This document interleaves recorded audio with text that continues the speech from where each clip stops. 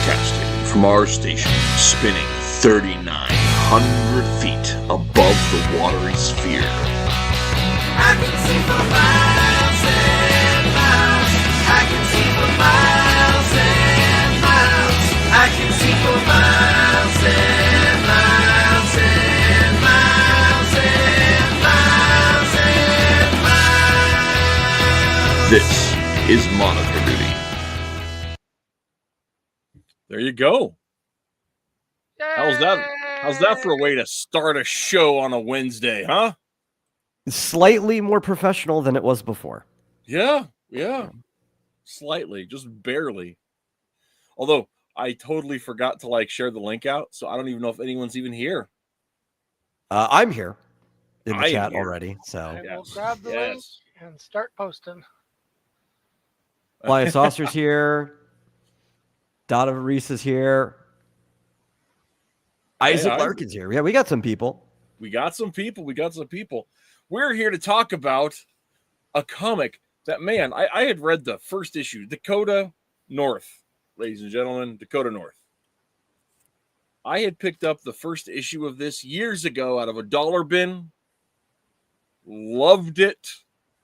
Sought out the other 5 issues. Threw them in a box and didn't pick it up again. Because ain't that always the way? That is how I do things. So we were deciding on some fillers in there because some of the crew could not be around for the normal.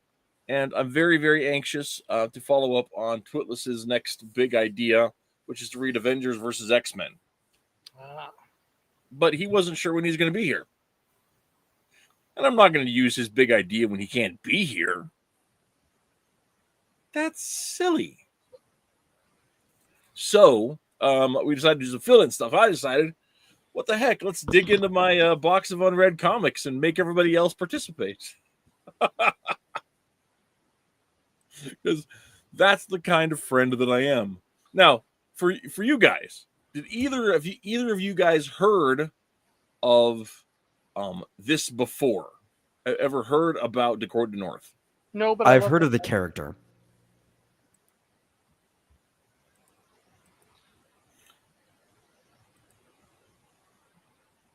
That's it. Did everybody else stop talking? Sorry. One at a time. Oh, okay. So what have you heard about the character there, Metal?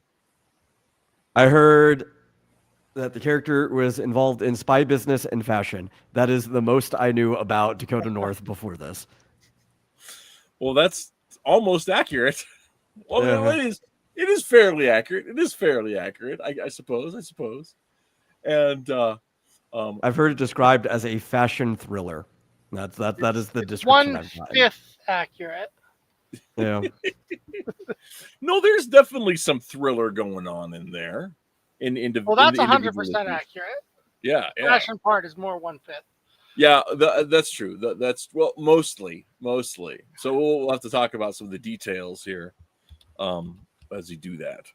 How about you, Cartoonicus? Had you ever heard of Dakota North before I introduced you to it? I knew nothing about it until I clicked on the link, and then I fell in love with the title because of the pun. Yeah. See, I think I was first exposed to the concept of Dakota North. I can't remember if I picked it up. I picked it up out of a quarter bin, but I can't remember if I got it there first or if I heard Perch talk about the series over by Comics by Perch. And as an experiment, one of those weird 80s experiments that Marvel or DC did. And I picked, like I said, I picked the first issue, absolutely loved it. Seriously, thought it was just great stuff. It was a little chewy, even, to describe it that way. The concepts, the colors, growing up as I did in the age of Miami Vice and the A-Team, Knight Rider. This was right up my block. Aesthetically, very, very harkened back to something from my deep past. But I really dug it. And I thought the characters were interesting, and it was also really interesting too because it was one of these books that was like unsung, but was on I don't want to say an early book by a female writer because there have been female writers around that, but the I forget her name right now. But the gal who wrote this, she really like leans into it being like female fiction, right? Yeah. It's not just like Ann Nesenti writing It's an awesome Daredevil story or X-Men Martha story, Thomas's. or it's not a what's her name? Oh my goodness, I have forgotten her name. She and her husband both did comics. Gail Simone or No. No. This is much before that. He made his name on Thor. Simonson. Walt and Jeanette. I don't know. Brain fart. Can mock me later in the chat. Mhm. But the one we're talking about today is Martha Thomas's. Yes, that's right. Arthur Thomas's. But with the other with Nesenti, with Simonson, Louise Simonson. That's what it was. It's Louise.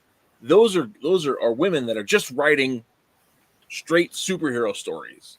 They don't any competent, even excellent writer could have done this. Even Gail Simone's really good stuff on Birds of Prey is just and Nightwing are just stuff that a good writer would do, right? There's not necessarily leaning into the female fiction, so to speak. And This one is a action thriller that really leans into like the female perspective of it. Yes, very much so. Very much so. It's in the same kind of vein, and it's weird because Whedon's not a girl, but Buffy the Vampire Slayer was very much targeted at a female audience, right? And this feels the same kind of way, where it's intending to be first for a female audience. But that being said, I don't mean that insultingly at all, because I think for most of the issues, it really holds up as a thriller. That's my thought on it. Well, what I noticed about it that I liked, as you might imagine, especially leaning into the second issue, is that it's very spy-ish. Right? I mean, we've literally even got an actual CIA operative in there, and people who are after him doing this stuff. So that appealed to me right away. Mm-hmm. Mm-hmm. Very much so. Very much so. So let's talk a little bit about the character of Dakota North to try to introduce her world. Character was, of course, published by Marvel and intended not necessarily to be part of Marvel's greater superhero universe. It was very much intended to be a just within its own thing, within a more grounded place where you're not expecting the Hulk to walk down, Fifth Avenue. Yeah, just like an isolated story. Yes. Now later, she was of course brought into the Marvel universe later on in Daredevil and stuff, and things I haven't read, just read about. So I can't say whether I think they captured it really well. Isaac Larkin says, "Is her arch enemy Virginia West?" That's amazing. I love it. No. Her arch enemy is her boss, this gal that hires her as an investigator. So, Dakota I would have figured her arch enemy, kind of based on her feelings, was her dad. That's what I was gonna say. Yeah, right. So, Virginia. Dakota North is a private investigator, a New York 1980s private investigator. And even though she is not in fashion directly, she's just this idea of the female PI, right? It's got channeling a little Cagney and Lacey in there, a little Charlie's Angels in there into her thing, and She is, but she's in the middle of this very moment in time 1980s thing. So she is herself not involved in fashion, but her first case that we see in the book, I mean, it's implied that we meet her in the middle of her career, right? But her first case is as a bodyguard for a fashion designer who is needlessly flouncy. In fact, let me see if I can't find a good photo of the gentleman. Well, there's a lot of fashion adjacency in here Oh, yes. throughout it. Like that sneaks in left and right. Well, I mean, the question I simply have for everybody concerning this guy is, what voice do you hear when you read him? Because for me, it's totally Swedish. It could be Swedish. It could be Swedish. It could definitely be. You Here, look let me go ahead. fabulous, darling. Listen, as long as it wasn't just suddenly Patrick Warburton, I'm fine with whatever voice. Oh you heard. my God! If he used Patrick Warburton, that would be amazing. I'm not even kidding. I don't think there's anyone that doesn't sound better as voiced by as Patrick Warburton. But I don't imagine the dude really has the barely voice on it. But let's hang on. I'm delayed. I'm unprepared. So first, the opening page, which I gotta, before we get further on, Yeah. I gotta share the opening page because this is what made a Cartoonicus question everything that I'd ever said to him, and it was perfect, absolutely perfect. Eat lead, geek face. To which I replied, "It was a simpler time," which I think is largely true. There's a better time, maybe too. Yeah, we don't need to get too far into that. I'm sure we will. I'm sure. Honestly, I like the splash pages that introduce the characters as better covers than the actual cover page. In like sometimes it does. Well, and that was a thing that was like a Marvel standard in a lot of ways. You have this idea where you'd have in fact, let's go back to the image here. You'd have these things where you'd have the faces of the different characters you're going to meet, and so that way you know who it is. So you've got Dakota herself, her kid brother Ricky, her dad SJ, Mad Dog is the office manager for the New York office, because Dakota's a successful enough private investigator. She has multiple international offices, and then in other places where she doesn't have an office, she actually shares space with them, which is, I don't know, I think that's a really fun, real fun, man. Game over, man. Game over. And Amos, the love interest, and Cleo is the mastermind. This is the arch nemesis. Spoiling it for you all. We find out at the end of the first issue, so it's not really a big thing. But first issue and design. If you don't like any of this, just know Jim Shooter signed off on it, so blame him. Yes. Well, and that I got to talk about, because as we get into it, but Jim Shooter, tell me what you think on this, guys. I feel like Jim Shooter's shadow looms over this whole book. Yeah, I don't know enough about him, so I can't really say. I mean, yeah. We'll talk about more exactly what I mean when we get to what I'm talking about. Because we're not going to go like page for page or nothing. So I'm surprised that, like, look at editing, that Larry Hama was involved in this. Mm-hmm. Yeah. Well, and that's part of it is it's really it's such a quality book. That's the thing I love about it. So we're first introduced to Dakota. She's killing time between sets, between cases, and for some reason it's specifically mentioned this in a dry patch. So she heads on over. She gets a call. She heads on over to meet with the designer, and here is the designer, ladies and gentlemen. There is the fellow of the moment. Works for Cleo Vanderclip, who runs a multinational conglomerate that has purchased the catalog of the designer, whose name is escaping me. Jacobson, something Jacobson. I should have made notes. And this guy's receiving death threats, right? So he hires Dakota North to come in and protect him, and then he falls, and the first thing she does is end up throwing a bomb she discovers out the window, which gets the cops involved. And here we meet the little brother and the dad. Says, I don't want to go live with Dakota. She's boring. Now, right away, this kid became the most 90s character I have ever seen in my life. And it's not, and that's actually a really interesting thing because it's a 90s character for sure, absolutely. This is 1985. So this goes into production in 83 really? Probably, right? So honestly, you could find the same kid character in a bunch of like mid to late 80s movies too. Oh, absolutely, absolutely. Well, I'm right. There's always going to be a crossover between the decades. So. Well, one of the fun things about that too is that later on, and I think it's issue 4, Jacobson is talking about his new line because he's become infatuated with Dakota, not in a romantic way, but in like the muse way, right?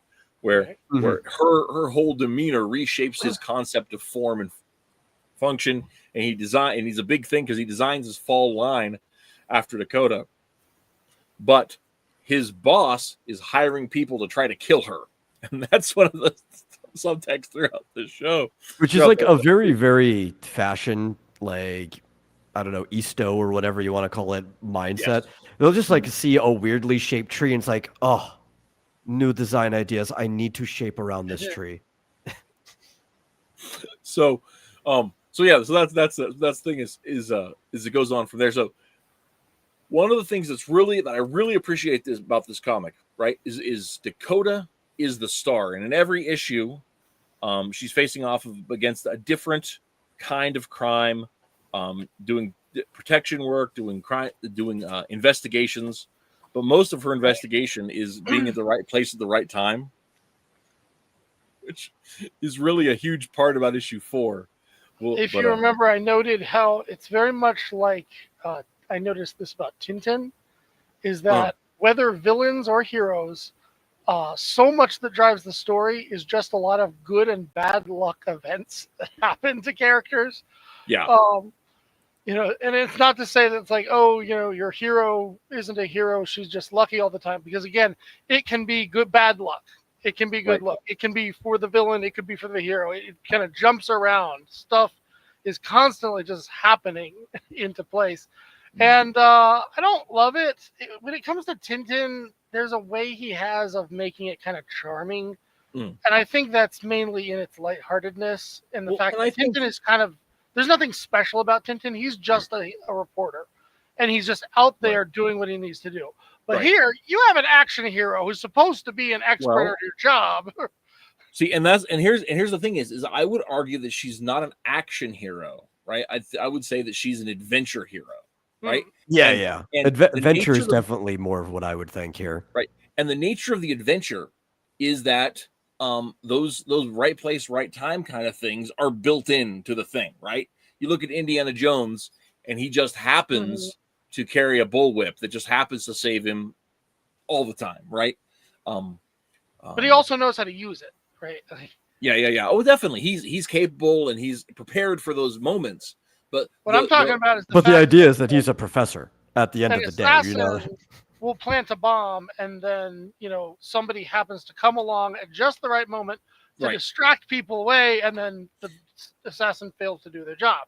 Right. It's like, and the other part of it is we get there's in issue 2, I think it is. There's a whole sequence where there's a specific assassin who's in fact got a huge crush on Dakota, but has been hired to kill her.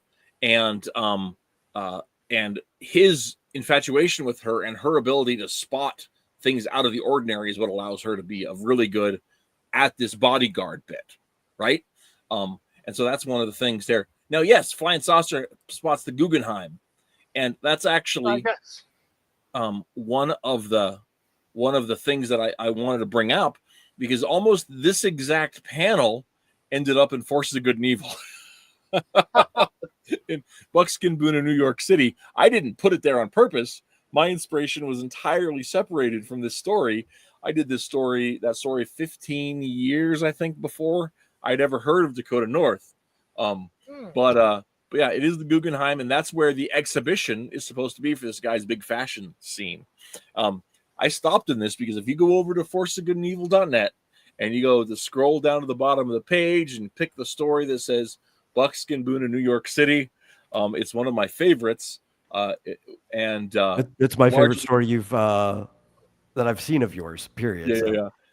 And it's one of my favorites, and it's also it was a total accident. Is that like what's his name, Crocodile Dundee kind of a thing? Sort of, yes, sort of no. In terms of in the fact that it's like a fish out of water story for sure. Yeah. But it's a Buckskin Boone adventure. I don't know how else to describe it other than that. He goes looking for the Big Apple, and he spots the Guggenheim and thinks that must be it. What, like, Where did you get something so obscure? Are you going to do DC's Angel Love next? No. Do I want to know what that is? I don't know what that is. I'm not familiar with it. As to where you can blame Jim, you just got here, but I mentioned earlier you can blame Perch at least a little bit for me knowing about this series. But that'll be the last of the name drops, I swear. So with it, you have once again. There's the design. It's also strange to think, but looking back at how much everybody smokes in this comic. No, that's back when they were actually putting Joe Camel on billboards. Yep. Yeah, it is, and it makes sense that that's the framework we're looking at here. But it is something that I had while we were going over it. I had kind of forgotten that the 80s was still like that, even though I grew up then. Because I guess probably part of it is because a lot of the movies that I watch are older than that. So 70s, yeah. So it's not surprising then.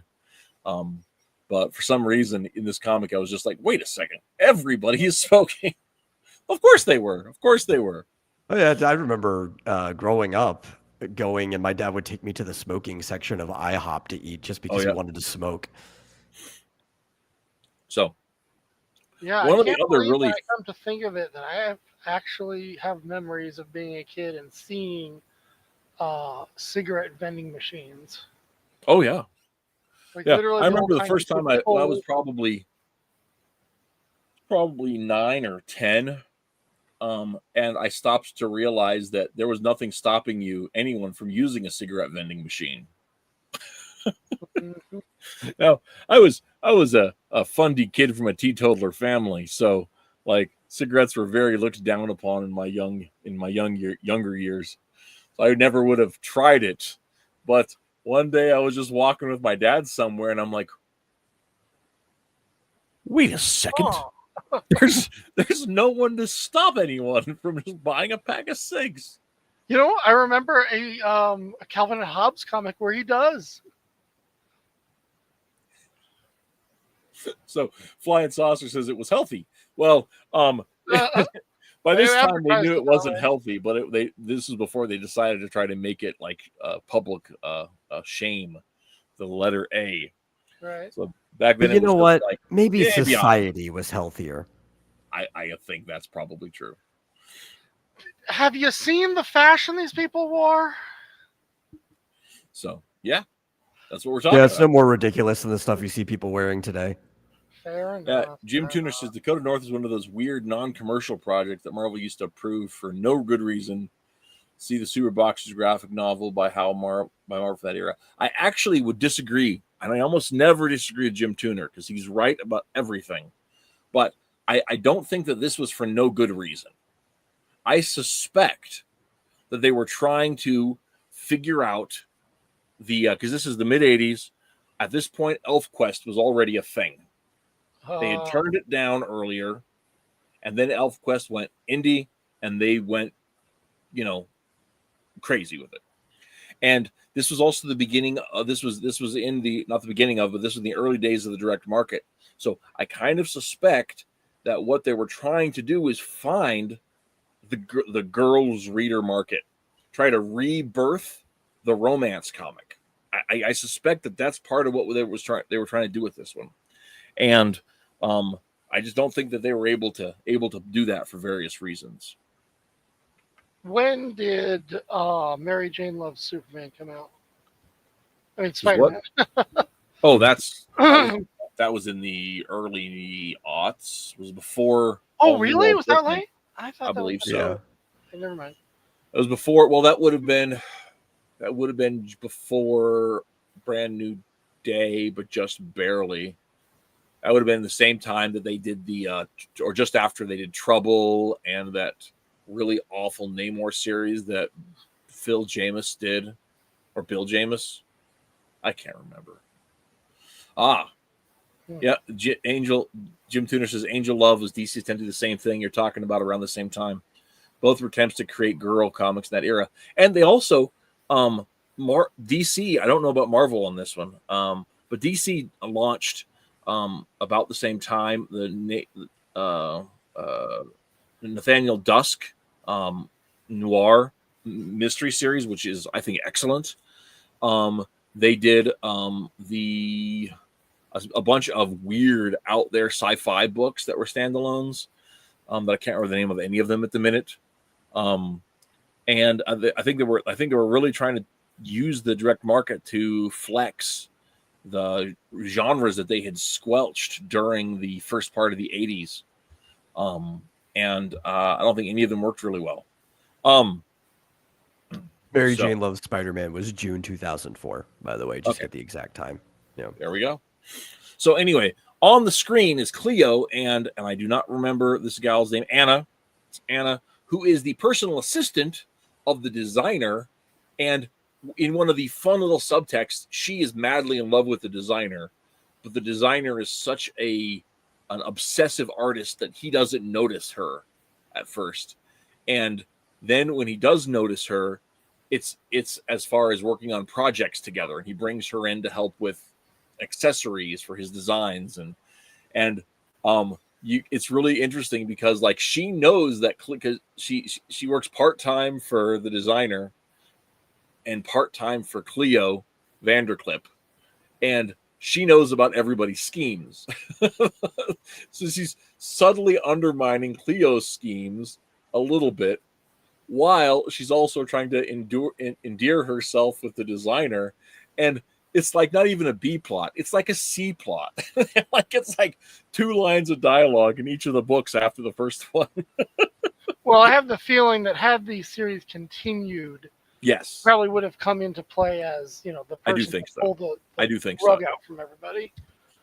And would it be well or not? Because one of Cleo's whole things in the whole book is the ability to manipulate men. I mean, she's a real femme fatale, right? She's a real skeevy. She's the Duchess that what's his name wrote the Philip Marlowe books. Why is my brain so dumb tonight?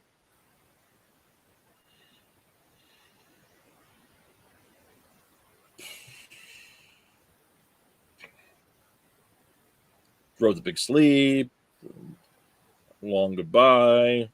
Raymond Chandler. Good gravy. See, it would have been a great moment for a clipping.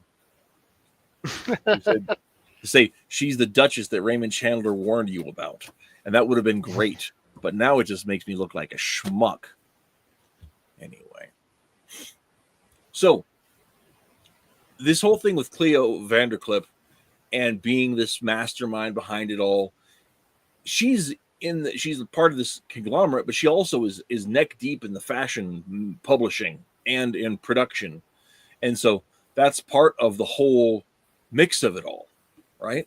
And so when you talk about this being a fashion thriller, it definitely is in there, because even though Dakota herself is not in that world and doesn't think of herself as being as prissy as all of that, she's still surrounded by that New York Fifth Avenue Fashion Row kind of thing. So and one of the other things is also really interesting as far as a plot point, as I mentioned earlier, that little brother, kid brother, 14-year-old brother. No, not Sam Spade. Jim, I was trying to think of Philip Marlowe and specifically Raymond Chandler. But specifically the little brother. He's sent to live with Dakota for reasons unknown. But in the scene where we meet the father, SJ, one of the things he says is, "You got to go live with Dakota because she needs somebody else in her house because she needs to tone herself down. She's a woman. She needs to mother something. It'll take care of it." And Yeah, it's like, oh, we're sending you because it'll be good for her. yeah, exactly. And one of the things about that is that she rejects this whole idea. She's like, "Oh, I'm going to get dad." But she does end up being that den mother, that older sister archetype almost immediately. And of course, it doesn't hurt that in the second issue, which we should probably just skip to, that some of Dad's, as his dad's a retired CIA operative, and so back in the day, some of the shenanigans from back then start to seep their way into his kids' lives.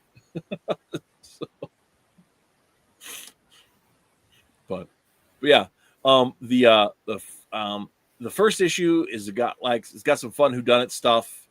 It's got some the designer gets kidnapped, and Dakota has to race a motorcycle through a mall or a high rise to get him, and you cannot imagine how much I appreciated being able to read another comic again that starts and finishes in the same issue.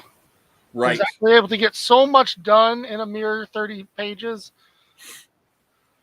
Like, Yeah, when did we lose that ability? Well, I don't think we ever lost it per se, but it was one of these things where we don't necessarily people don't value that kind of thing. But if you look at like Spy X Family specifically, but I mean it happens in other things too, but like in every tankobon of Spy Family, they have these extra cases, right, that are just like 12-page mini stories that are done in one, that you already know the characters. They don't have to spend time introducing them or anything, but they just have these little adventures that highlight one of the other characters. Well, even from that, during the initial release in the app, there's a lot of ones that are just that chapter. Yep. Yeah, that's true. It's just, I guess they don't really notice it so much in the tankobon because they tie in, because they pull themes across. Which, I mean, not all, but virtually all Marvel comics back in the day were doing that. We're pulling that. So I just appreciate that there was story happening in a mall with stuff that doesn't normally happen in a mall. As somebody himself who writes stories like that from time to time, I always appreciate it. Yeah, that's fair. And it was fun too. I mean, it added this. You got to see like the artist did a great job of putting the background characters jumping out of the way or hollering at it, and it really gave the whole thing a level of texture that made it feel lived in.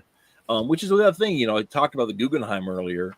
The first 3 issues especially do a lot to make New York City a character in the book. Issue 1's largely about the fashion district. Issue 2 is all about Rockefeller Center, right? Right.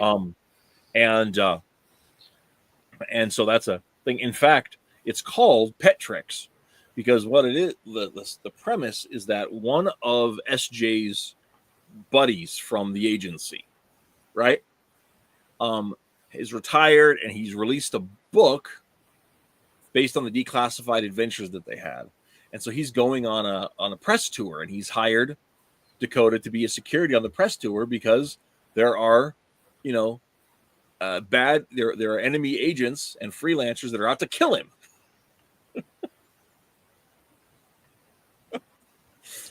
And you noted that early on in the first 2 issues, it's made very clear that all Dakota really cares about is the money. Yes. Which is very clearly setting her up to start developing character as it goes on. Well, and I mean, and you got to think about it too. Like, so she kind of inherited this business from her dad somewhat, and it's an international thing. That's a ton of overhead, right? So if she doesn't make the money, it's a lot of people that don't eat, you know. And so that's one of the things that I really, like I said, I really appreciated about the thing as a whole. Is it just I mean it's a street level book, like in a real way, right? Like everybody talks about like Batman or Daredevil or whatever being street level, but there's like nothing at all real about that. Yeah. It was But, just funny when, she's shooting at people in the middle of this mall and she's specifically thinking to herself about, not accidentally hurting innocent civilians. And she's thinking about it because we could get sued if I do. Yeah, exactly. Not because maybe I don't want to hurt innocent people. The artist, by the way, is Tony Solomons. That's who I couldn't remember his name. And these covers, I don't know if it's a fragment of the time, but I thought everyone's name was on the cover, but I don't think anyone's names are on any of the covers. Because kind of where it would be in the design, I'll just bring this up here, highlight myself. It says, right, it'd be right, a lot of times it'd be right under here, right? And it says New York, Paris, Rome, Tokyo. Which I have to say I'm a little sad about, because we only ever get to 2 of those places in this 5 issues. Mm-hmm.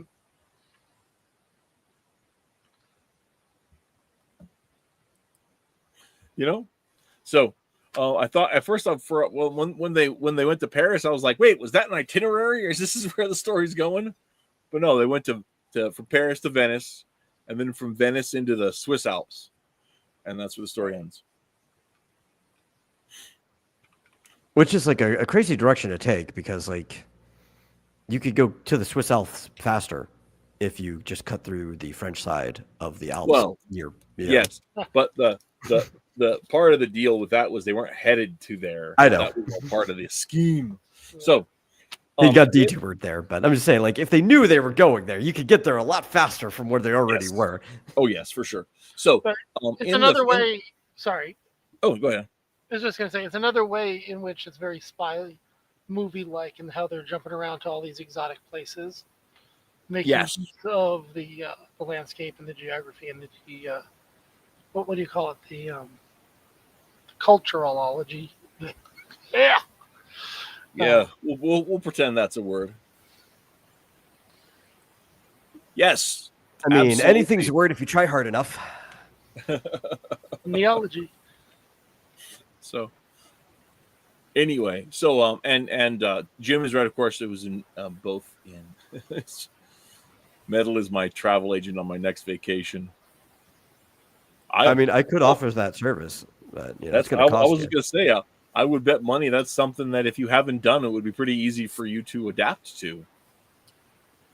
I mean, I've done tours, so I mean, I guess it's in the same general category. I just haven't booked an itinerary for anybody who wasn't getting a tour from me. Fair. Okay. So, in the second issue, of course, it's called Pet Tricks. They're going around, and they end up on definitely not the Late Show. Right? It's definitely not Letterman. I swear. They're at Rockefeller Center, where this was again. It's all of these spies and professional hitmen and hired criminals that are out to kill this old spy, because they're looking for a secret. They're looking for this becomes the MacGuffin for the rest of the 5 issues. The other rest of the issues is that there is a nerve gas hidden inside of a fountain pen. And what does this old spy do to protect his stuff? Then give it to a 14-year-old. So, her little brother, Dakota's little brother, ends up with this fountain pen and going around the whole city just in his pocket, because no one will think to take it off of a kid. Because why would a kid have a fountain pen? So here's the thing. I was listening to a video where this guy who supposedly had worked for the CIA was talking about the recruitment process And according to him, they will make you take a cognitive test. And they are hoping that you fail it. Because the people they're looking for, according to him, are the dumbest people imaginable.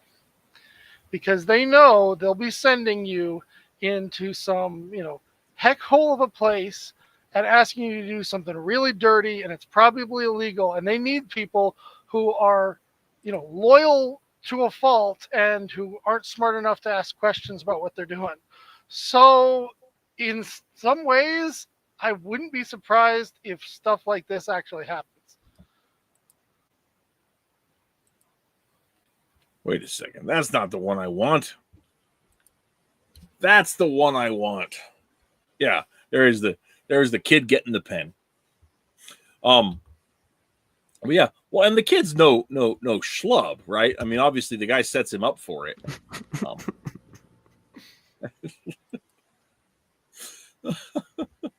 Jim with the comment. Oh, you put that up there already. So, yep. Ouch. Yep. So anyway, the kid gets the pen, and then later on the next day, Dakota is letting on the secret of of what they're doing with it, and so with it, they're like, I can't believe that you would trust my brother with something like that or put him in danger. And they're like, oh, he'll be fine. I mean, it's not like he's gonna take off wandering around the city or anything. Yeah. That's exactly what he does. Which is exactly what he does. This was an interesting panel here because he says, I've got some typing to do. And I was like, oh, right. That's when typing was hard. Yeah. We needed to just say, hey, Siri, send an email for me. You'll need to unlock your iPhone first. So I heard her go off after you said that. I know. I knew it would. oh, I didn't hear that. That's funny. Yeah. No, So- you know what? I actually just noticed something about Ricky, and I think I know how he got his name, especially in the previous panel. He looks like a very young Rick Astley. Oh, he looks exactly like Rick Astley. Yeah. Oh my God. Yeah. I noticed it in that one panel. It's like they literally just drew in a young Rick Astley in there. That's amazing. Yeah. The minute you said Wait, that, is I was that like, it? Is that why every 90s kid looked like that? kind of. I mean, also that same look was what they did with the character Brian in Breakfast Club, the nerd. Mm-hmm. He puts on the that's cool true. guy's glasses and he looks exactly like Rick Astley. That was another thing I noticed is part of the reason he looks so 90s is because back in the 90s and 80s, I guess, Hollywood actually celebrated redheads and put them everywhere, especially on men or males, as opposed to nowadays where they're trying to pretend they don't exist. Mm-hmm. Oh, and a big part of that was because it would give a visual change on the screen, but also because they got to play into all those great stereotypes, like that they're short-tempered and ill at ease and weird and creepy, And as somebody who's red hair adjacent, I'd like to say screw you guys. So, I often got mistook for a redhead when I was younger. So, I've got some I copper honestly- in my facial hair that I think I get from my grandfather. He was called Red when he was younger, but then his hair just kind of like blackened as he got older. yeah, when I my hair is probably, I don't know, probably some kind of blonde, but I have enough. All of my highlights are reds. When I started growing my hair out long and I had a really ginger beard in my early 20s, I got mistaken for a redhead all the time. Mm-hmm. I don't have red anywhere in my genes. As you can tell, I have white hair. But I just got onto that. But I like red hair. It's my favorite. So I get ticked off every time Hollywood's like, let's just let's take Black Widow and make her blonde.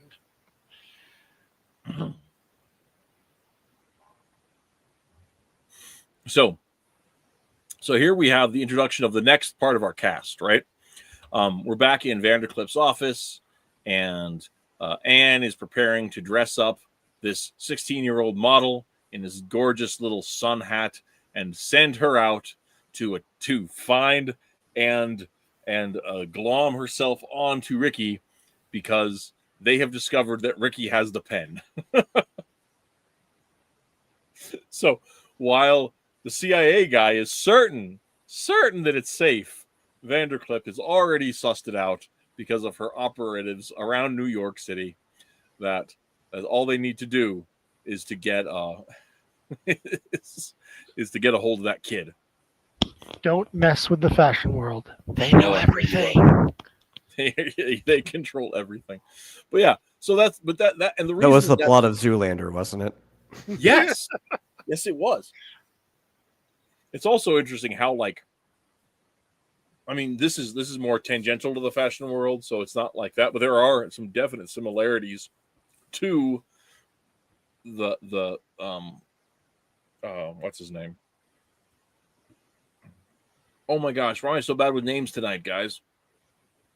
I don't know. Will Ferrell's character in Zoolander and Cleo Vanderclip, right? They're that idea that, you know, that fashion is the tool to domination, and the idea that, you know, all that kind of stuff, and also the outlandish style.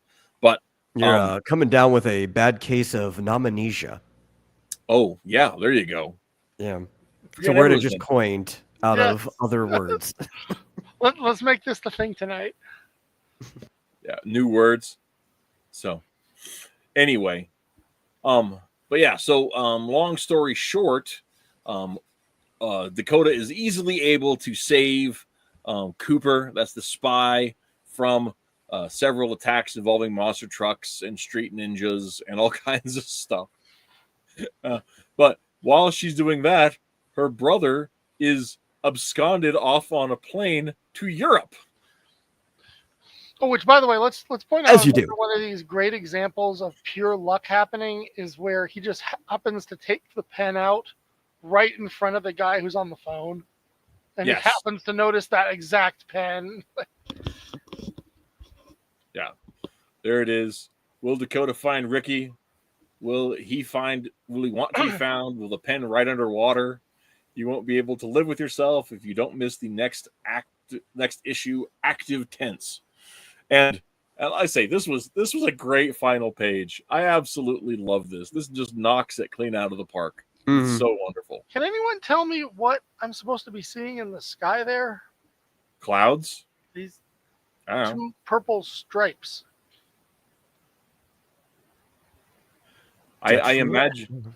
Yeah, I don't know. I just thought it was cool looking. I didn't dissect it that much, I guess.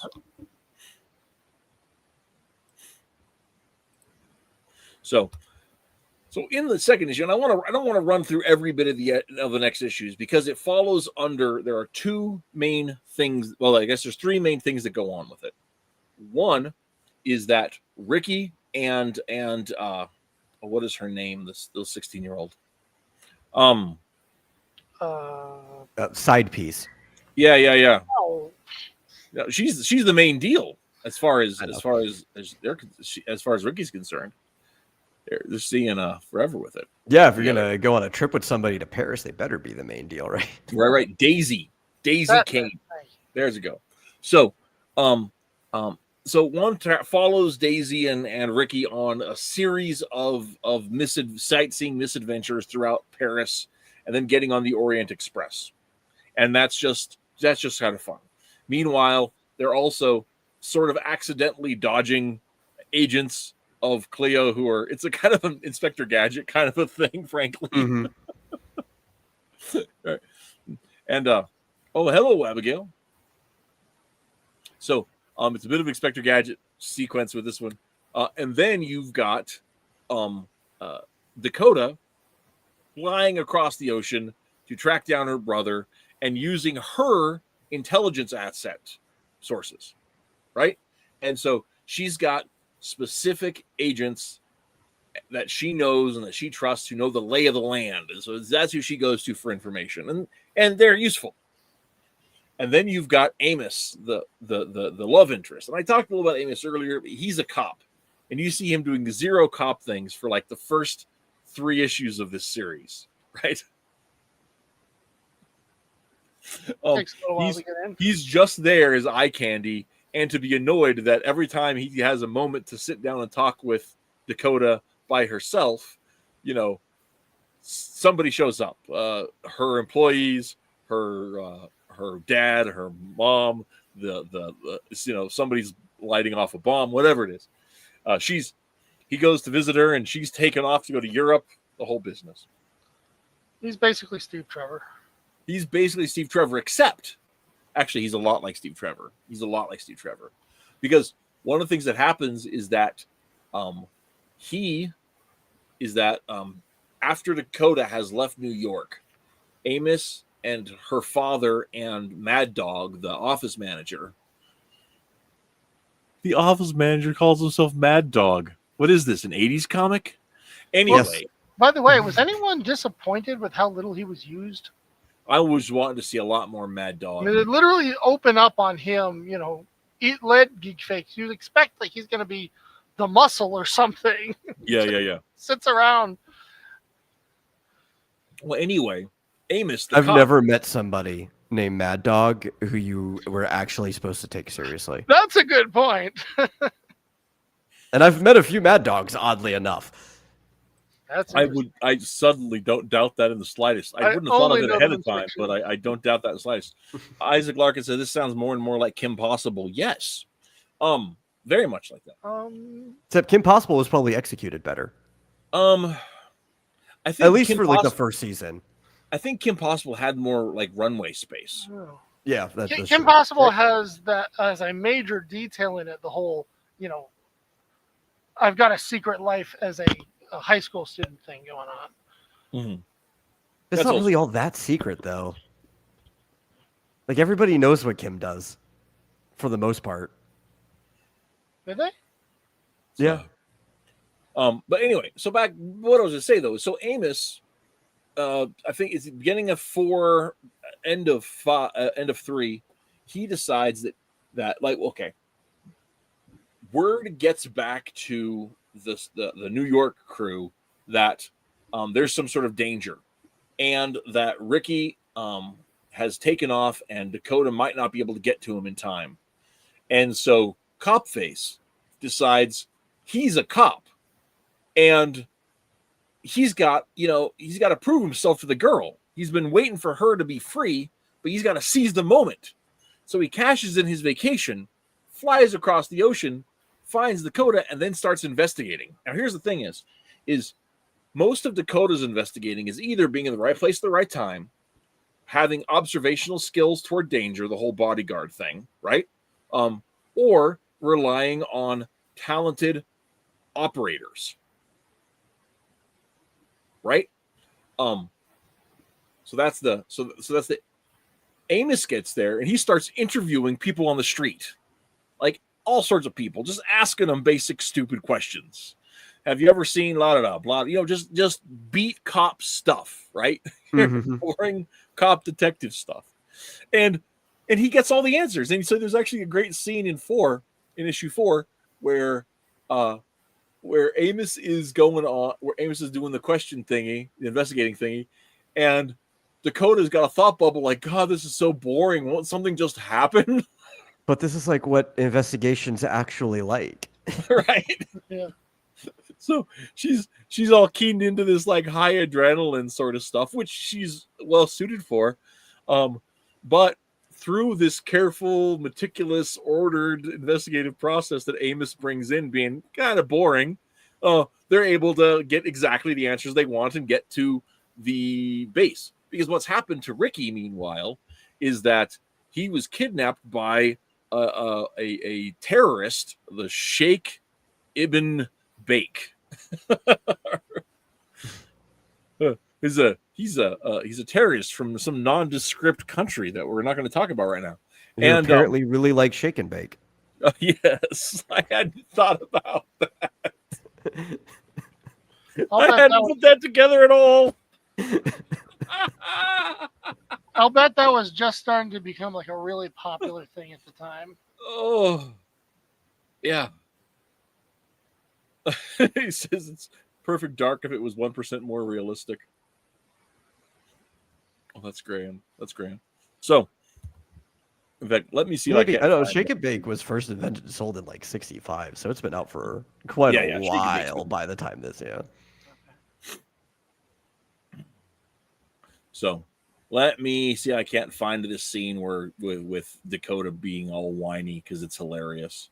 So he was Columbo. Isaac says it's like, well, Yeah, yeah, the Columbo's Amos actually is a really Columbo. good investigator, believe it or Yeah, not. well, and that's part of it. That's the thing is Amos is like Columbo, where he's just asking all the questions, and he really is doing that metered investigating that Columbo would do. It's not action oriented; it's just about the facts. It's So, insight, Yeah, It's what solves problems. yeah. Let me see here.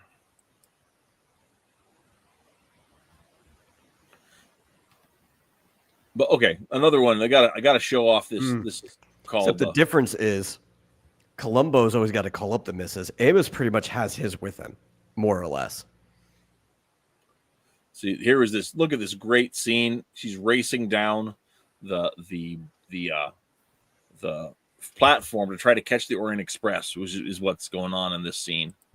And it's just it's so much fun. Like It's a shame you can't write it anymore. Yeah, well, There's a replacement one, but the original was retired in 2009. Oh, really? Yeah, and I've always wanted to ride it, but I have to ride the luxury experience replacement train. That sounds like a really rough time. So, well,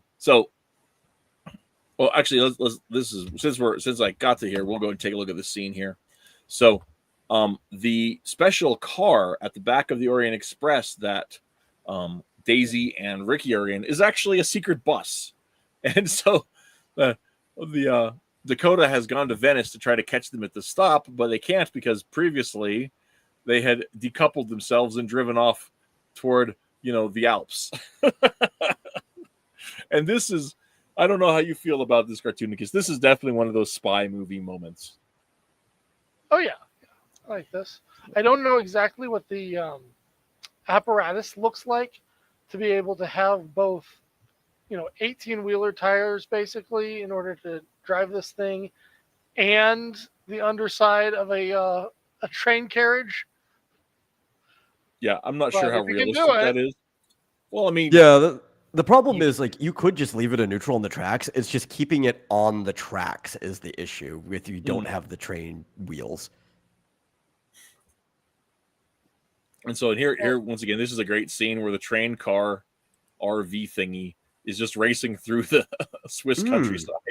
So actually, wait, if you had a detachable, just like undercarriage type thing, you could leave the wheels neutral on the track, and then you could just have something attached to the middle of the bus that is pushing and wheeling like smaller under the track just to keep you centered, because then you will never fall off. Then detach that, and the bus can go. It's possible. It could work. Yeah, you could definitely See could. the vision. I think you would have to have an apparatus, and it wouldn't allow for such a cool scene of just flying off. You'd actually have to have something that would lift the bus up off the tracks, let the train go. Then No, you pull could just yourself attach back the undergurney. It'd be fine. Well, and I don't know if you guys live anywhere near tracks or if the railroads around your place do it here, but both UP and BNSF have lines through Scotts Bluff, and they've got trucks that have specific widths so that they're the same width as the tracks are. And what they'll do is they'll drive this pickup truck onto the tracks, and then they'll lower front wheels and back wheels to keep them aligned onto the track. And so they'll be driven. So I'm thinking of something like that.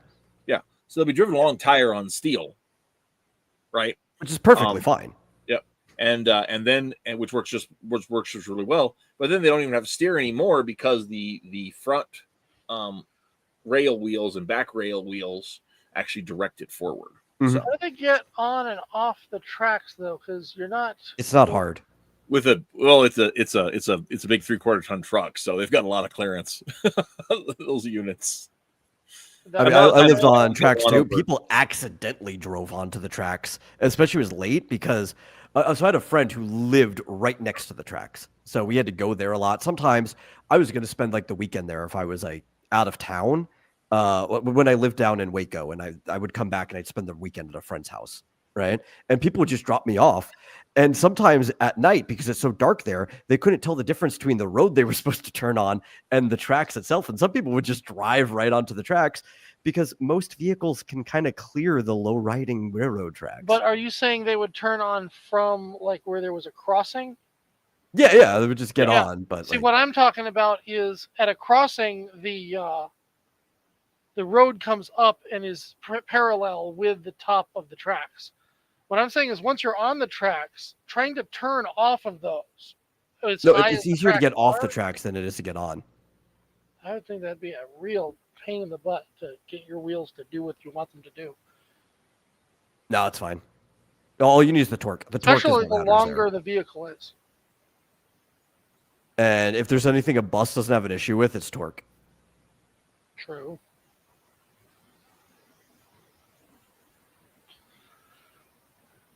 And did we lose? Oh yeah, he backed out. Chris there? And he's not even at his computer. I can see his webcam. That's the advantage of having the manager thing, is I can see his webcam even if he's Did you get sick of us tucked talking about backstage. train tracks? Mm-hmm. Because I am one of those people that's kind of a nerd when it comes to trains. So I really like trains. All right. Always. And I'm back. Okay, good. Because I Yes. couldn't remember what page this was. Well, I can't remember what page it is either, but I found it, and here it is. This is Amos investigating and Dakota being bored, and the body language on this whole page is just great. I love it. I love it. This is so boring, Amos. No one is telling us anything, which isn't true at all. They've told you everything. I told him Little everything. do you know. If you were a better investigator, you might know this. So-called See- private eye. And so this is one of the things that I wanted to say about the series as a whole, and then we'll kind of start talking about because I know Cartoonicus, you'd said it really felt it fell apart at the end, and so I want to talk about that specifically. But one of the things I really liked about the series is I think that Tomasa, I got to look at it to make sure I'm saying it right. Tomasas did a really good job of giving like most of the characters with screen time kind of their own thing, right? And everybody was good at their thing, right? And of course, it's Dakota's book. She gets the most time to be snarky and to, be really good at handling any kind of vehicle and an excellent marksman and, all the stuff, right? So she gets the chance to really shine. It's her book, but boring old Amos, right? He's not that boring. He's really well put together and the whole thing, right? And you have, SJ's got his whole, he's cranky in the whole business, but he's got this depth of experience that they allude to and handle well in a couple cases. And you've got, Mad Dog, who's total comic relief, but also is an asset. And this whole thing. So it's one of these things where I really appreciated that because I didn't feel, and tell me if you think I'm wrong on this, but I didn't feel like the book was mean spirited to the characters that weren't Dakota. Oh, right? no. I don't think so. No. No. It gave Dakota lots of time to shine and to be the Wonder Woman style hero at the center of this thriller. But it didn't do that by poking at the male characters. Because a modern version would be mean-spirited to literally The everyone who reason wasn't that Dakota. question is being asked is because we're so tired of every time Hollywood tries to create a so-called strong female character. Mm-hmm. Well, like there's an indie comic that was published out here in Colorado a number of years ago, and I don't remember the name of it now. It was a roller derby comic, Okay. and the gal who put it together did awesome with dealing with her characters. Her female characters were all realistic. None of them were like overhyped. None of them within the confines of the girls, because they're it's a roller derby team that ends up being kind of superheroes in their little world a little bit. It borrows from that trope anyway. I'm so mad that I can't remember what the title of the book was. Well, yeah, because it doesn't help. There's actually quite a few roller derby comics out there. Right. Oddly enough. Yeah. Miriam, I think, is the gal that put it together. Anyway, point being is they did a really good job of being very honest with the female characters. But all but one of the male characters are just written as kind of doofs. Right? And pretty much simps. And so I really liked the way that she dealt with, this is super great because I can't remember the name of it right now. I really like she dealt with the female characters, but I just really wish that she'd have given a little bit of time, and the guys didn't need to show up very often because it's not really about them. But if they could show up and just be, human beings, guys in a few panels that they would show up in, right? Mm-hmm. It's and it doesn't need to be like a female power trip, or I should say you shouldn't have to make everybody else seem weak just so that your hero can look strong. Exactly. And mostly that didn't happen, but because mostly it was about the girls and their reaction to stopping monsters, stopping crime waves, that kind of thing. But there are a few moments where they're dealing with, prospective suitors that the suitors could have had time to shine a little bit and make them seem worthy of the women they were pursuing. I think there were only 3 issues that I read, so maybe it went on from there to do some awesome character development. I don't want to besmirch it because I'll remember the title later and it'll make me feel silly because it's aside from this one nitpick, it's such a fun book. So, anyway, so we are introduced to Sheikh Ibn Bake. I can't believe I didn't pick up on that. I feel real silly. Really? Yeah. It's right in your face. So Actually, I gotta admit, every time, I never read Shake. I kept reading Chic. yeah, I think that's an alternate pronunciation. Sheik Beak. Right. Like That would- Chic, I think. Yeah. Um, Sheik It is is typically how you would see it, but like with the whole Sheik and Beak, I think Shake and Bake still kind of just screams out at you. yeah. I- Well, and like Shake is those I think and correct me if I'm wrong out there in the world, but I think both are correct pronunciations of the word. Yeah, it depends For, where you're from, and yeah. it really depends what you're translating. Like you'd have to see like the original like Sanskrit letters or whatever's being used Arabic to tell what it's supposed to say. So, By the way, I will point out this is another thing that Tintin totally would have done. Silly made up names like that. Just You saying. should always have silly made up names. Where's the fun otherwise? the other thing about Sheikh Ibn, by the way, for those you don't know, is the Arabic for son of. Mm-hmm. So, the Sheikh Ibn Bake is a falconer, and that plays a big factor into the story because he's 100% okay with telling his bird to rip the eyes out of people and kill neighborhood cats and all sort of stuff in the castle in the outskirts of Grindelwald, Sweden, right? So, Yeah, and this was the moment that I texted in the chat and said, "Okay, everybody, I officially hate this comic because they killed the cat." so here's the question. Well, that you're I not got supposed to hate Don't the hurt the comic. You're supposed to kitty! hate the villain. You know, No, I hate villains should people do writing things the to make comic you that hate makes them. me watch that happen. Yeah. There are certain things you don't touch. Well, then I guess I'm gonna have to have somebody kill a cat in some comic sometime. Oh, just to get on his nerves. So at the end of this book, Dakota and her brother Ricky and Amos are captured by the Sheik and threatened and all this kind of stuff. And here we have cats among the pigeons. Wait, what? Why would you call it that? That doesn't even make any sense. So in issue 5 is actually when we have the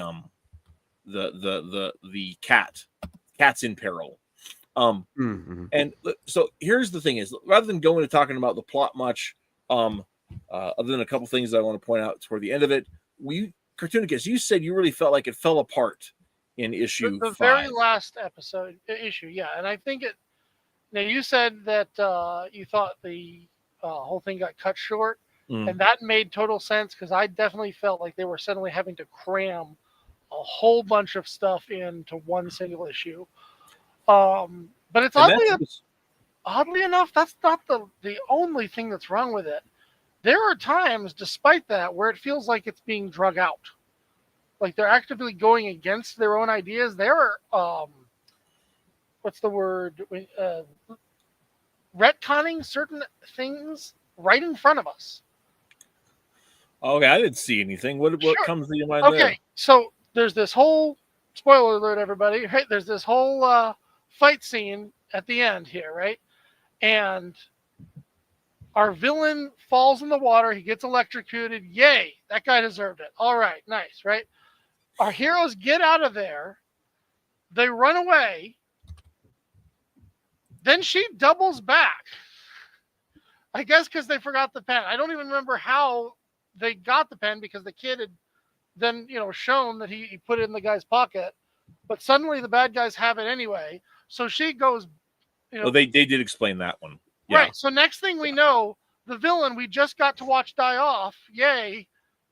Oh, nope. He's still alive. Why? So he can accidentally break the pen and kill himself and everybody in there. Yep. Again. Only for her to run up the stairs to go get the pen to find, oh, they're dead. What, were you just like not trusting us to understand what would happen if he broke a nerve gas? Thank you for holding my hand, comic. Make sure we have to know everything. Like, it's this whiplash of moments where they're just wasting time. And I'm like, how can you be wasting time and cramming at the same time? I do not understand. Oh, actually, it's even easier to waste time when you're cramming. I think I know this. So let me go ahead and back up a little bit because there were a couple things that you just missed that they did explain. So they're searching Ricky and Dakota and Amos for the pen, and nobody's finding the pen. And that's actually a huge part of the first part of the book. And the Sheik is threatening, and he's killing a cat to prove how dangerous all is. And if you don't give us the pen, we'll kill you. And eventually, Dakota breaks free, and in very dramatic fashion. She doesn't burst out of the ropes. She uses the talons of the falcon to cut her way out. And then uses a chair to defend herself. And I think at this point, everything is going perfectly normal in the comic, right? And then after the bad guys are defeated, and the what's his name? The Sheik is electrocuted himself. They escape, right? And Ricky grabs the pen out of the pocket, out of the dwarf's pocket, and you had it the whole time. Saka! And they take off running, and they're going to get in a sports car, and they run off, right? Then they get down to the bottom, and there's one panel where the dwarf sneaks up and steals the pen out of Ricky's pocket when he's not looking, and then he hightails it upstairs again. Now, so you see, even if that makes sense, it's still no, that doesn't make a lot of sense. I'll grant that doesn't make a lot of sense, but here's the thing: this is where I think that this is the Jim Shooter of it all. A Jim Shooter wouldn't tolerate that kind of nonsense, but Jim had a hard and fast rule: if a comic by 5 issues isn't making above a certain threshold, it gets cut. Right? And so I think the hammer came down while this was in production. Right. And so I think that they had intended to have these guys escape and have the Sheik or his crew under the reorganization of Cleo be there for more nefarious stuff. I don't think that the story of the vial was done yet. But I think they felt like they had to wrap it up to some kind of ending. And so I think they had to invent that part of it. Right. And then you've got to, if you're chopping off like most of the last part of your book, you got to fill pages with something. And that's where they get this. Oh, then she walks upstairs and then everyone's dead. And these super dangerous, kill a block full of people, nerve gas happens to have dissipated through the castle walls and their open windows in enough time. Which, by the way, ultimately means the heroes failed in their overall mission. Because the good guys didn't get the nerve gas back. Right? Yeah. Which is probably fine. Nobody needs that kind of nerve gas. But yeah, you're right. But that's the part thing is like I think this was I think this was the writers and the editors saying, okay, we have to be done. Is there any way we can tie this up? Right? It's like a couple years ago, there was the Batman meets Bigby comic miniseries. It was a 6-issue miniseries that Bill Willingham did. And Willingham invents some awesome world building stuff for this little pocket universe where you have Batman crossing over with Fables, right? And in a way that allows both properties to breathe like they belong together. So fun.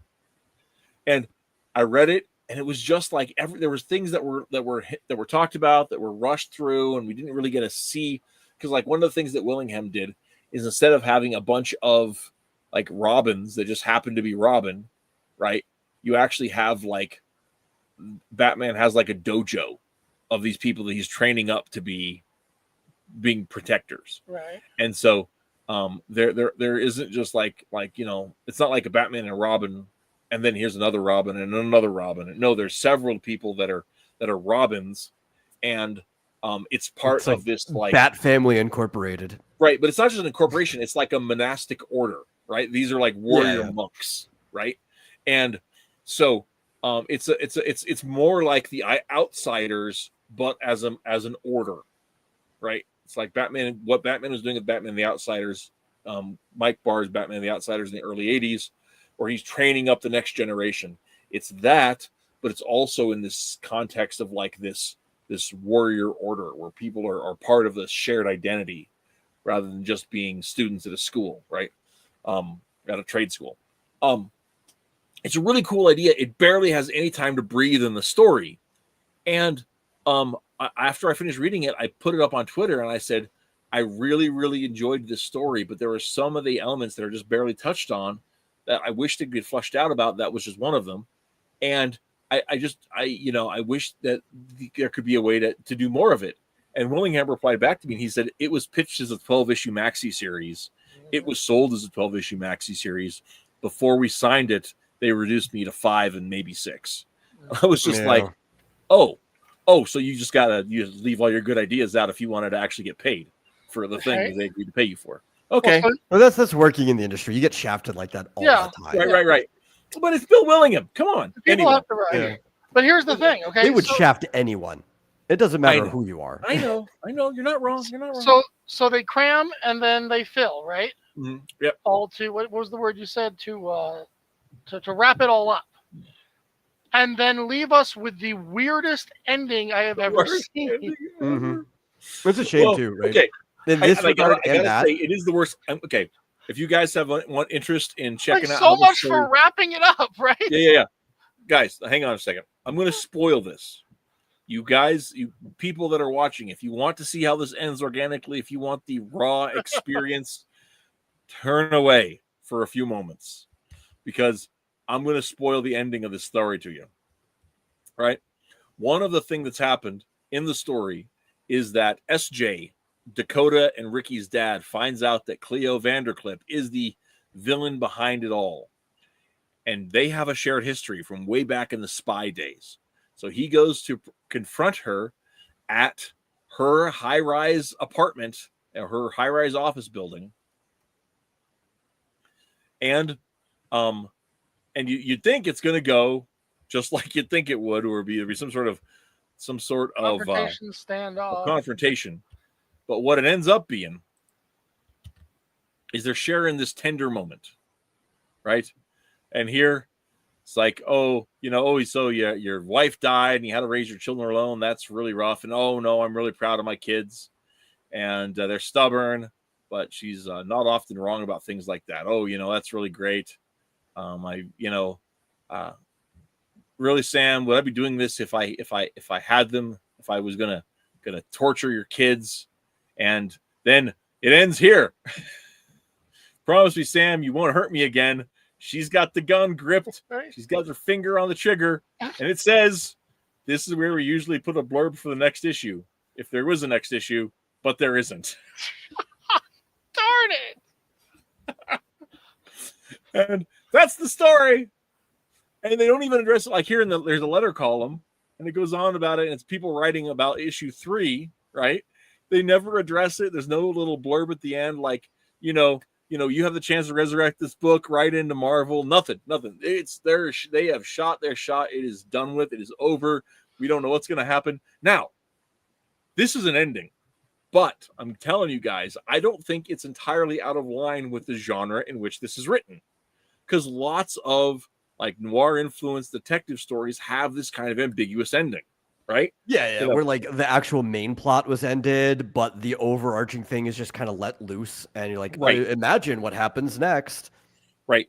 At the end of the the long goodbye, did he kill him? Did he not kill him? Mm-hmm. Right. That's the question in the novel. In the Maltese Falcon, is it really gold or is it not? It doesn't matter, because it's not really about the Falcon. It's about everything else, right? At the end of Double Indemnity, you've got similar to this, the end of Chinatown, right? Forget it, Jake. It's Chinatown, right? You have the idea that the bad ending is the ending. And I think that's what they were trying for by leaving this scene in here, where this was going to, or I think this was going to be the tease into the next issue, but they left it because I think they were leaving that ambiguous ending so that it would have that concordance with that genre stereotype. I have Yeah, but obviously myself, and that is because I felt this way about Quantum Leap as well. I can't help wondering if they wanted to leave you with an ending that ticked people off so much that they would yell and scream and hopefully, Well, that's what I was thinking here, right? Like, I think they intentionally made that blurb so that enough people would write in to try to convince editorial to continue the series, and that just didn't work in their favor. Like, it just didn't happen. It did not work. Okay, so now let's go ahead here and so with our discussion about it, Cartoonicus, do you feel like it's still that falls apart in issue 6, or do you think they're able to pull it off at all? I mean, issue 5. Do you think they're able to pull it off at all, or what are your thoughts overall, it is a finished story, especially if you just, you leave that last part off. You do have your final battle with the villain. It's a spy movie, etc. Everything. I just got so annoyed with how chaotic it felt. Trying to read. All of a sudden, between the end of the 4th issue and the entirety of this issue, you get this slew of unexplained cat abuse. I swear, it's like right, because it's not just that one moment anymore. Right? That would be the thing you're fixed on.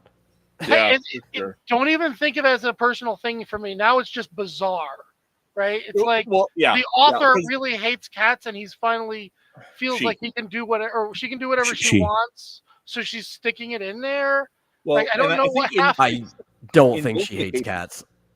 In both the cases, it's there to highlight the villainy of the villain, right? So one, it's Shake Ibn Bake, right? Right, but that means the second time it's just repetitive because he's doing the exact same thing he did before.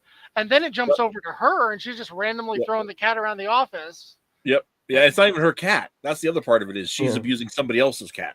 So, but there's also imagery to that too, right? Because like obviously with him, he identifies with the bird and very bird-like too, and birds and cats don't get along. So if he's going to show off his villainy, he's going to torture the thing he doesn't get along with.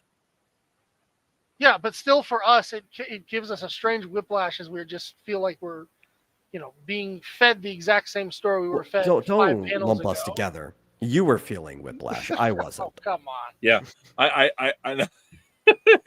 Teasing aside, I'm with the metal here. I didn't find it that jarring. because these are supposed to be the villains, and so Yeah. it's just like when you see the Joker smack Harley Quinn around on at 4 p.m. after school in 1996, it's just sort of like, oh yeah, he's the bad guy. That's right. That's what bad guys do. That's what the To bad me, it was guys just do. another one of these moments where it felt like they were retconning or stretching or cramming. And Well, and I guess I can kind of see that, but also not. But once again, I think that they did a pretty good job of wrapping it up. It's just that I really the ending where Cleo has the gun doesn't feel like it's Chinatown, Jake, kind of moment. Mm-hmm. You know what I'm saying? It doesn't feel like that kind of the ambiguous ending. It's not even the ending of Watchmen with does the newspaper get Rorschach's words out, get his message out? It's not even that kind of the ambiguity. You know what would have been better? If it was What? slightly more zoomed out, his hand was hanging off from the other side, and he had like a knife or something in his hand. Like both of them were prepared to kill the other person. That would have been a much better final one. Oh my gosh, that'd have been awesome. And honestly, I totally would have been okay with if the twist is that these two end up, getting along and finding a completely unexpected ending. But then, unfortunately, they shoot that in the foot by making it ambiguous. Yeah. Well, I mean, like I said, I think that's part of the genre. They're kind of playing just into like the this, genre idea right? of It's it. but it's like it's not hot, it's not cold. It's kind of Mhm. just this sad middle ground that doesn't give you really anything to work with. I agree. I think it could have been stronger. Yeah. I think it could have been stronger. And so as a basically, my feeling about the 5th issue is kind of like what I think people, I'm about to give 2 examples that aren't great examples because a lot of people hate the Star Wars sequels and a lot of people hate the Jurassic World movies. But I think you'll discover that people all agree that in both of those cases, the 3rd movie was like 1,000 times worse than the other 2. That it's like they didn't have a clue what they're doing. The director's just throwing stuff together randomly at the last second. I disagree with that. You don't feel that way about those movies? No. 8 was so terrible. And 9 is Star Wars specifically. Star Wars episode 8 is a terrible in every way as a Star Wars film. It was an absolute abortion of a Star Wars film. 9 is the best sequel to Spaceballs we could hope for. And in that it's hilarious. Okay, so you've taken it to so bad it's good. But yes, I think. But think about what that means. I think the Rise of the Skywalker it's nearly comic genius if it wasn't so accidental. I agree. Yeah, I mean, most of its plot is stolen from Spaceballs more than anything. And I do else, watch, so, yeah. and I watch. I mean, that's like a yearly two-parter, like kind of a Christmas kind of a thing where we'll watch Spaceballs 1 and Spaceballs 2. In fact, my kid, so bad it's my good. youngest made a custom cover for the Attack of the Clone. I mean, for Rise of the Skywalker, that is that is in fact a Spaceballs 2 Quest for More Money. So I'd like to really hear what the chat has to think about actually. What do you think about both of these series versus both of the series' 3rd movie? Well, I have not seen all the Jurassic World pictures. Oh, and neither have I. I haven't watched anything since like Jurassic Park 3, but I'm always keeping up with the YouTube reviews and stuff, and then seeing what people have to say online. I saw the first 2. In both Star Wars and Jurassic World, the general consensus I'm always seeing is, "Oh my gosh, what happened with that movie?" Yeah. Well, it's fitting that they renamed it Jurassic World instead of Jurassic Park because it really isn't a dinosaur thriller anymore. Because the original was a suspense thriller that had like some philosophical weight to it, but that's not what it is anymore. Right. There are action movies with dinosaurs in them, so having a slightly different name is very fitting. And if you want an action movie with dinosaurs in them, they're fairly good action movies with dinosaurs in them. They're just not very good Jurassic Park movies. Isaac Larkin says, aren't they actually making Spaceballs 2? They think they are. They're actually making Spaceballs 3. So They should have called it Spaceballs 3, The Search for Spaceballs 2. That would have been a better that would have been name. perfect. Actually, that would have been so great, especially because like during about 10 years ago, what's his name? Mel Brooks said, "Oh, there's never going to be a Spaceballs 2." Mm-hmm. He said, "I wouldn't mind doing it. I kind of love to do it, but I think we may have told every joke we possibly could tell. It's perfect, and there's just never going to be a Spaceballs 2." So if they had gone right to Spaceballs 3, that'd have been perfect, and then I could have the trilogy. Yeah.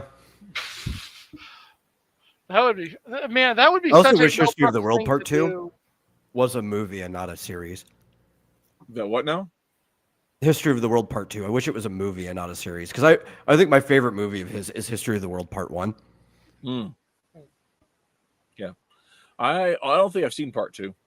Anyway. All right. Well, I will say enough about movies. This is a comic show. Yeah, and I will say this at least. I'm referring to this as an example to suggest that like that's how I feel about the final episode. Is like, wow, everything fell apart all at once. Yeah. That being said, I will not be so mean as to compare this to anything J.J. Abrams has ever produced. Yeah. Yeah, I'm probably there. Yeah. Well, and I don't even dislike J.J. Abrams theoretically. I just don't think that like he needs a really, really good editor. That's the thing. He needs somebody to come alongside him and say, "Well, that was stupid." Yeah, he needs a strong executive producer. That's what he needs. Yes, that's the real word. Well, I mean, that was the case with George Lucas too. But oh yeah, for sure. I feel like George Lucas actually has a creative bone in his body. The only reason there was other Star Wars pictures is because George's wife saved the first movie in editing. Mm-hmm.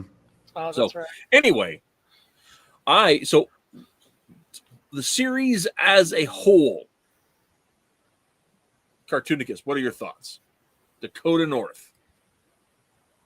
As a whole, it's definitely something that makes me like reading it, and it's fun, and it's a good enough series that I can be disappointed in the last issue because everything up to that moment was going pretty well. Wow, yeah, that's a good way to say it. That's a good way to say it. How about you, Metal? What are your final thoughts on the series as a whole? There was a tad too much kissing, but overall, I liked how chaotic it was. See, I think Wasn't there one kiss? No, there were several. Like, there's At one a where certain point, I felt like Fred Savage in The Princess Bride is like, this isn't going to be a kissing book, is it, Grandpa? There's one. That's great. There's one particular kiss where Amos shows up and ends up like saving the day in that particular moment, and Dakota plants a big old kiss on his that's cheek. all I remember. That one I was fine with. Yeah, that was great. And she says to him, he says, "I didn't fly all the way across the ocean to get a kiss on the cheek." That was great. That was a great moment. But yeah, no, I think the amount of kissing in the book was perfectly commensurate to the fact that it was a book that was trying to get girl nerds involved. Because if you look at the other books that girl nerds read, they've all got slightly more kissing than you're comfortable with. They got to be kissing books. Like, you just don't get them otherwise. Here's the thing, like, but I mean, even like ElfQuest or Sandman, right? Where they're not mostly about kissing, but it's kind of a lot of kissing. well, here's the thing. You know what else has a lot of kissing in it? James Bond. That's true. Right? Like, it's not kissing doesn't automatically make for yeah, but happier his kissing's a lot less consensual. So, but you get my point. It's like if you're, so there's romance, and then of course there's just plain, sensuality. But whatever someone's going to use their romantic moments for, it doesn't automatically make it, like you were saying, a kissy book. Also, if I'm gonna push back too, the novelized versions, like the original like pulps and stuff of James Bond, had a lot less kissing than the movies. They They probably had did a that lot of because more they knew other they were stuff, trying though. to sell it to two different audiences. Yeah. Yeah. Yeah, that's fair. And the other side of it too about this is that kissing itself is an interesting study in this book specifically because it really highlights the nature of the will of the characters that are involved, right? Yeah. So Or I didn't actually have a problem with how much kissing there was. I more just making fun of how much I saw, but right. No, and that's fair. That's fine. But what I was pointing out was I think that's one of the interesting dynamics in this book, and one of the things I enjoyed about it so much is that it doesn't shy away from sexuality as a sociological artifact, right? yeah. It's not about sex, the act. It's about sexuality, the function, the societal function, right? And so you have the femme fatales that use their sensuality to control men. You have the men that are duped by that.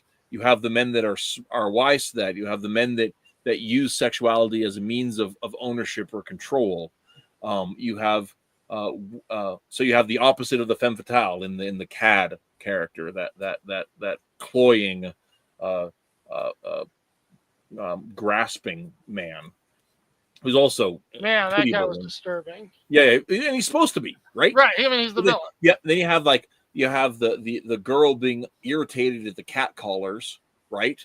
But she's not irritated at the, at her intended, at when Dakota is irritated at the cat callers, and then she runs into Amos, and it's like a breath of fresh air. Somebody that appreciates her beauty, but also appreciates her spirit, and the complimenting and her impetuous, action oriented bodyguard kind of mentality versus his ordered and stable and trustworthy, like rock type nature, right? And I really appreciated this how Tomasa played with these archetypical sexual energies in a way that I didn't feel was exploitative at all, but allowed us an insight into the mind of people that we weren't seeing. Because Dakota would sometimes have internal monologues, right? But she was one of the only people that did. But you got to see inside the mind of Amos the same way you get to see inside the mind of your friends by spending time with them and watching what they do, right? And the outgrowth of that. And I really appreciated that about the book. And I thought it was in it.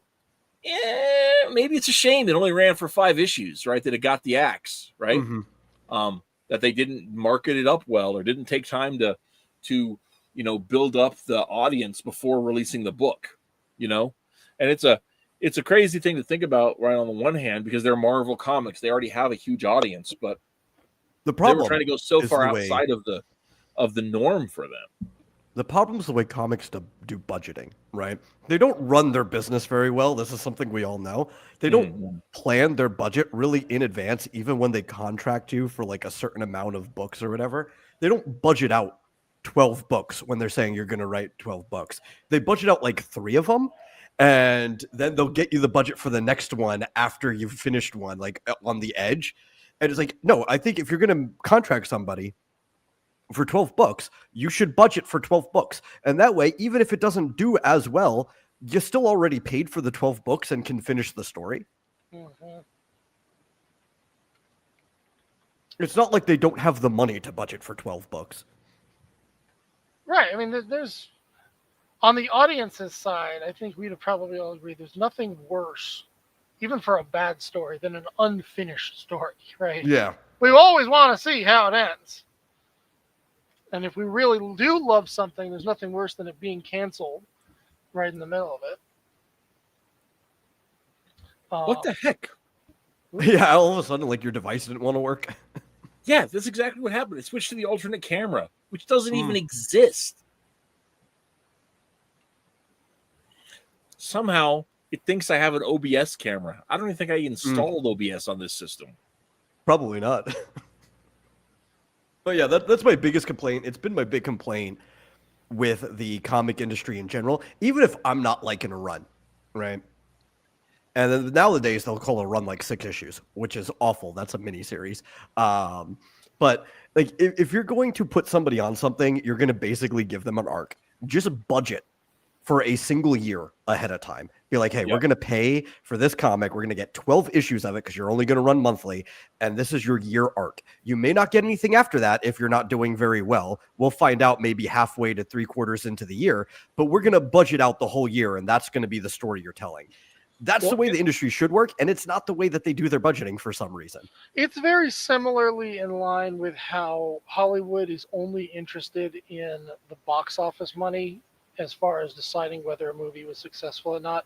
They don't believe in word of mouth anymore. They have to find that angle to ensure that they make, a certain amount of money opening weekend, or else, they don't like taking the chance that anything could not work out for them. Oh yeah. But like you compare to their biggest competition, right? Which are comic mags in Japan right now. They don't even start a series unless they have 6 issues.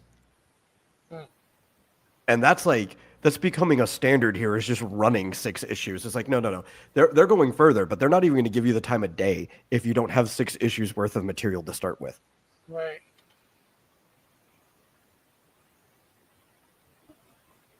And it's funny because, there is something to be said for short-term,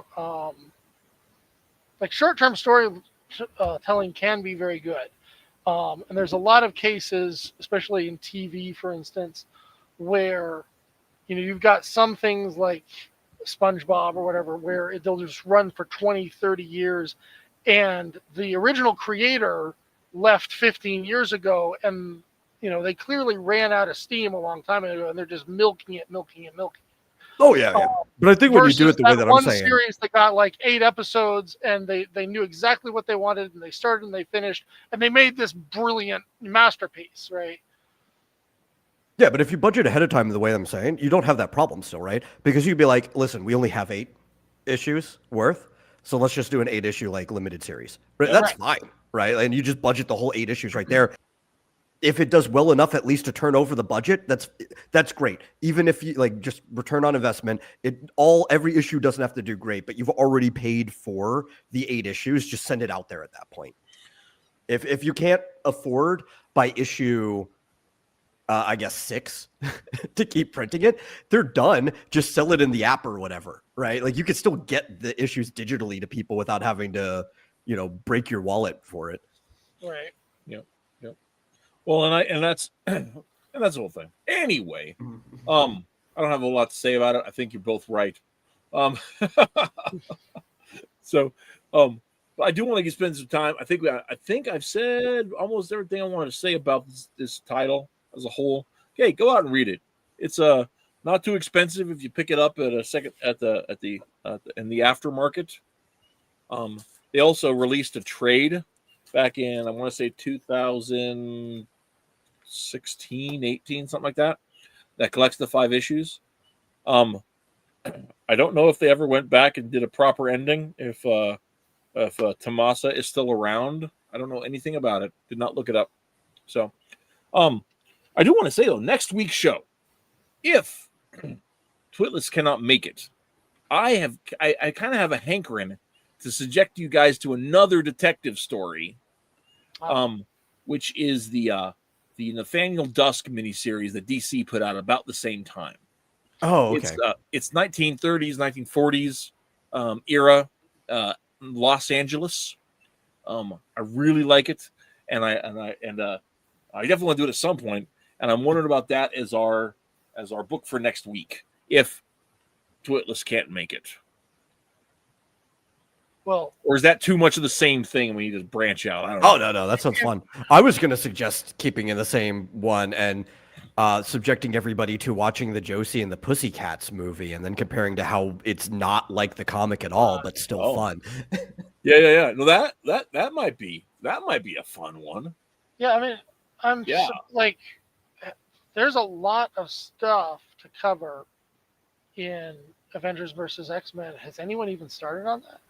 Oh no, I didn't even want to. I have not read it since it came out. Yeah, Right.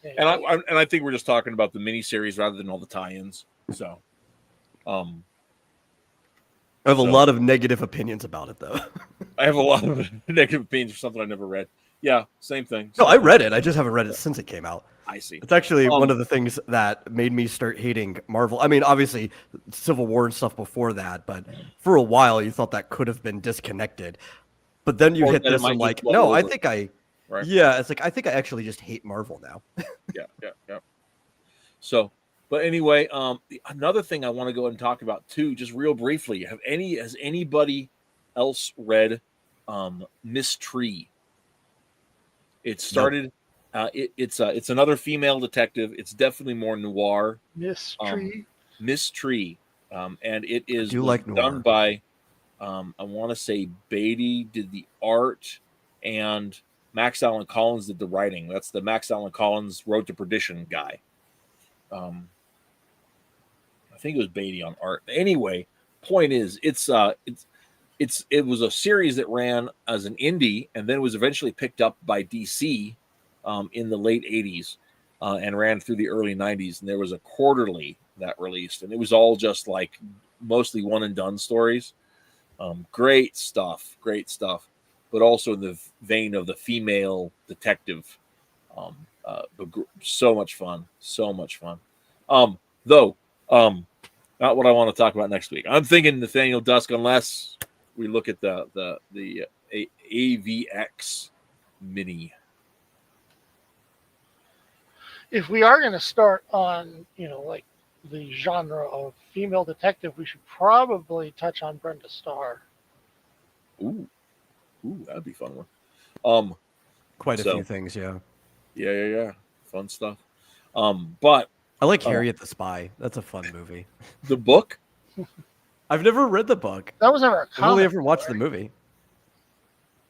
I would actually like to go back. That'd be a good excuse to read it finally. Man, I think that's the last time I watched Rosie O'Donnell in anything. So, the other thing, but yeah. So, anyhow, I think that's the show for this week. So, until next time, you guys keep a weather eye on the horizon for the next comic adventure, and we will see you guys from the Watchtower. So, bye. I got a better ending than that. That's terrible. That's embarrassingly bad. You should feel bad.